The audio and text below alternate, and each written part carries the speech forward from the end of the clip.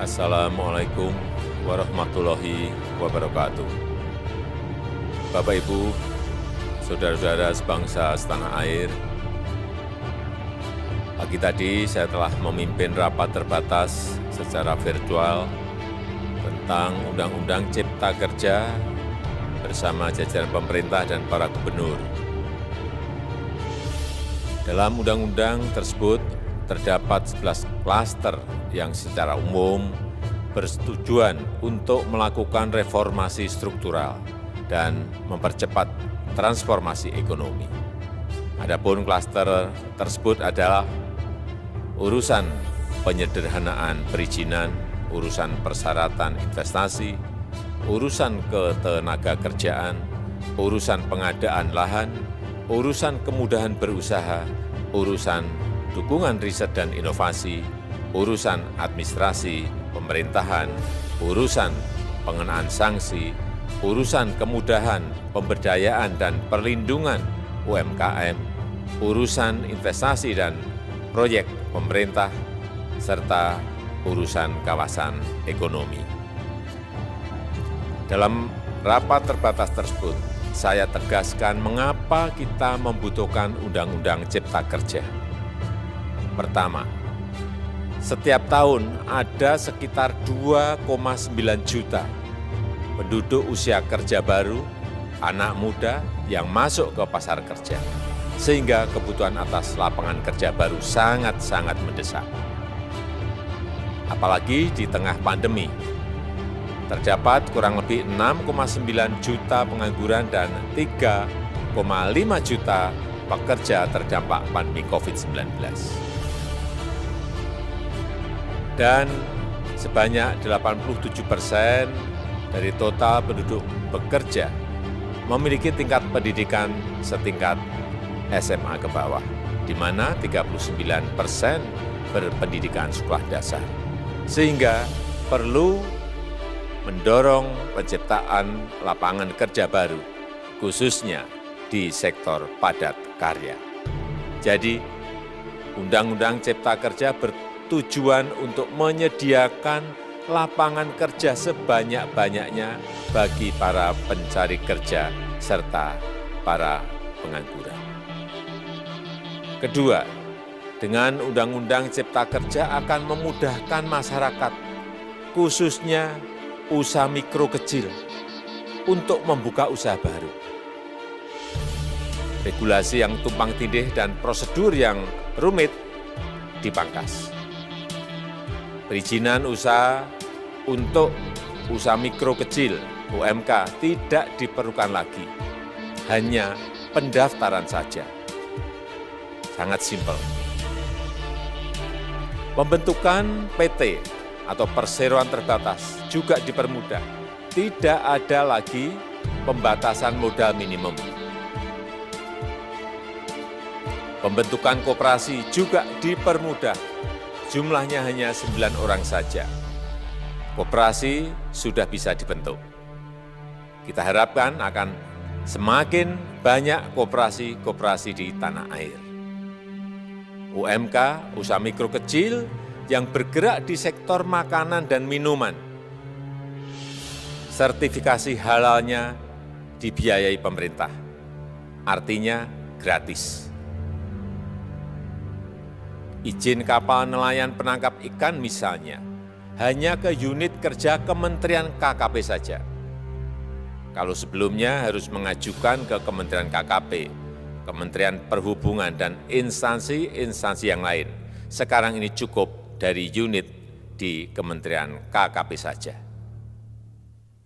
Ketiga, Undang-Undang Cipta Kerja ini akan mendukung upaya pencegahan dan pemberantasan korupsi. Ini jelas karena dengan menyederhanakan, dengan memotong, dengan mengintegrasikan ke dalam sistem perizinan secara elektronik, maka pungutan liar, pungli, dapat dihilangkan. Namun, saya melihat adanya unjuk rasa penolakan Undang-Undang Cipta Kerja yang pada dasarnya dilatar belakangi oleh disinformasi mengenai substansi dari undang-undang ini dan hoax di media sosial. Saya ambil contoh, ada informasi yang menyebut tentang penghapusan UMP, upah minimum provinsi, UMK, upah minimum kota kabupaten, UMSP, upah minimum sektoral provinsi. Hal ini tidak benar, karena faktanya upah minimum regional, UMR, tetap ada. Ada juga yang menyebutkan bahwa upah minimum dihitung per jam. Ini juga tidak benar. Tidak ada perubahan dengan sistem yang sekarang. Upah bisa dihitung berdasarkan waktu dan berdasarkan hasil. Kemudian adanya kabar yang menyebutkan bahwa semua cuti sakit, cuti kawinan, cuti khitanan, cuti baptis, cuti kematian, cuti melahirkan, dihapuskan. Dan tidak ada kompensasinya. Saya tegaskan juga ini tidak benar. Hak cuti tetap ada dan dijamin. Kemudian apakah perusahaan bisa mem-PHK kapanpun secara sepihak? Ini juga tidak benar. Yang benar, perusahaan tidak bisa mem-PHK secara sepihak. Kemudian juga pertanyaan mengenai benarkah jaminan sosial dan kesejahteraan lainnya hilang. Yang benar, jaminan sosial tetap ada. Yang juga sering diberitakan tidak benar adalah mengenai dihapusnya AMDAL, analisis mengenai dampak lingkungan. Itu juga tidak benar. AMDAL tetap ada. Bagi industri besar harus studi AMDAL yang ketat. Tetapi bagi UMKM lebih ditekankan pada pendampingan dan pengawasan. Ada juga berita mengenai Undang-Undang Cipta Kerja ini mendorong komersialisasi pendidikan. Ini juga tidak benar. Karena yang diatur hanyalah pendidikan formal di kawasan ekonomi khusus, di KEK. Sedangkan perizinan pendidikan tidak diatur di dalam Undang-Undang Cipta Kerja ini. Apalagi perizinan untuk pendidikan di pondok pesantren. Itu tidak diatur sama sekali dalam Undang-Undang Cipta Kerja ini. Dan aturannya yang selama ini ada tetap berlaku. Kemudian diberitakan bahwa keberadaan bank tanah.